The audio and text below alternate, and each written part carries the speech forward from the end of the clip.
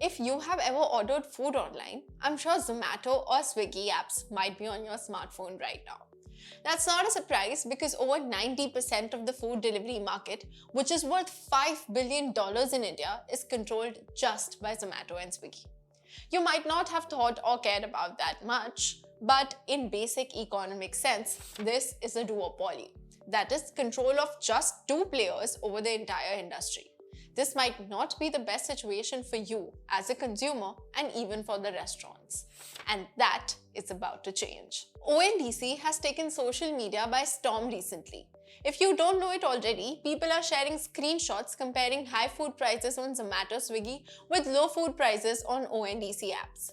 Interestingly though, it's not just the food delivery, but possibly the entire e-commerce industry that may be disrupted by ONDC. So, wondering what in the world is ONDC and how does it compete with Zomato and Swiggy so well? In this video, we will check out what really ONDC is and understand how it works as compared to the other e-commerce and food delivery platforms. ONDC stands for Open Network for Digital Commerce. It is a private non-profit company. So what is it that a non-profit company is doing in the digital commerce space, which apparently is where all the profit-making companies want to be? Well, first of all, ONDC is not a company that sells you stuff. Nor is it just another platform through which the sellers can sell their stuff.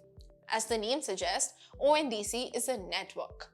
The goal of this network is that anyone can sell and everyone can buy from each other online. To understand ONDC better, let's understand the existing e-commerce model first. Currently, the buyer and seller come to a specific platform to make a transaction. Say, you wish to order biryani from Biryani by Kilo. You need a Zomato app on your phone which you can use to search for Biryani by Kilo. On the other hand, Biryani by Kilo also needs to list with Zomato to become discoverable to you. Seems straightforward, right? That's how the aggregator platform is supposed to work. They aggregate multiple sellers so that buyers get options to choose and select sellers from. But in reality, this model is plagued with issues, both from the buyers as well as the sellers. For instance, it's a well-known fact that restaurants aren't exactly happy with Zomato and Swiggy. As per the reports, Zomato and Swiggy charge restaurants about 25 to 30% commissions per order. Also, the commission pricing is not transparent and standard across the restaurants. So it's possible that a large food chain is able to negotiate a lower commission with Zomato as compared to the local small restaurant, which makes the competition very unfair. Even as a consumer, you might have faced many issues, be it poor customer support, higher delivery costs, or just the non-availability of your favorite restaurants on this app. Having issues with the platform is expected though. With any business, there is a risk that you won't make everyone happy. But having an industry dominant by just two players is not a great sign. We can witness a similar story in the case of Ola and Uber. The bottom line, therefore, is that the same kind of e-commerce and other opportunities should be accessible to more sellers so that the buyers would have more options to select from. And the competition would keep the price and quality in check. ONDC does exactly that. As compared to the platform model, where the buyer and seller need to be on one specific platform to make a transaction, ONDC introduced the network model. Without going too technical, what this means is that ONDC has created open protocols. That is a kind of common language so that different platforms can talk with one another. There are two types of such platforms on ONDC: seller apps and buyer apps. Seller apps like My Store are the ones that facilitate businesses to sell stuff. This includes online cataloging of products, inventory management, order management, and such. And buyer apps like Paytm and Meesho act as online storefronts for buyers to buy stuff. Although broadly there are only two types, there are several platforms involved in a particular transaction made through ONDC. When ordering food online for delivery, for instance, you can do that from a buyer app like Paytm. The restaurant which receives the order might have listed its menu on My Store. Then there may be a delivery service provider, payment gateway, and such, all of them with their own platforms.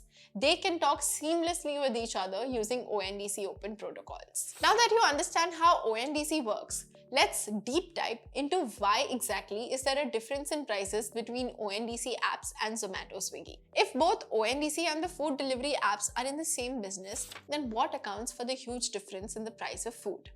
At present, the seller apps that are onboarding local restaurants are not charging commissions anywhere near that which is charged by Zomato and Swiggy.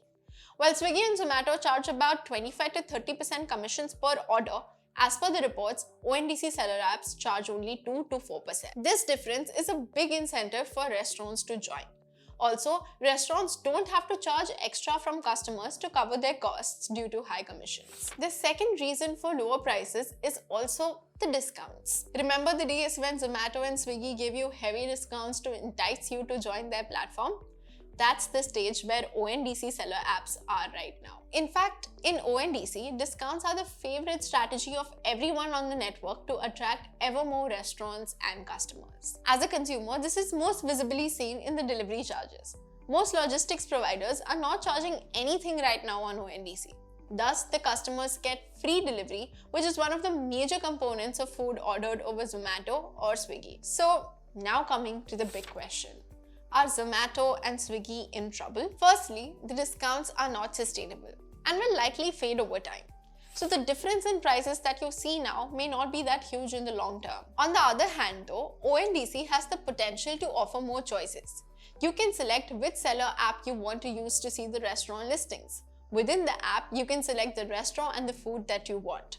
You can select the delivery service provider that will make a delivery, and also you can select the payment gateway to make the payment. The other big beneficiaries are the restaurants as well. They can sell the seller app which best serves their needs without having to depend on just two dominant platforms. So, ONDC does have its benefits, but it may not necessarily be only with respect to lower prices. It's the better opportunity for competition enabled by ONDC that will make e-commerce market better for both buyers and sellers.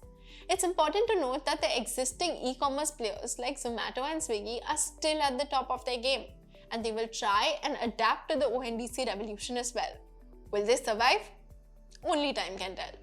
But one thing is for sure, ONDC will democratize the e-commerce, making it a better experience for the small and large businesses as well as the consumers like us. What do you think of ONDC? Is it a trouble for e-commerce giants? Let us know in the comments below.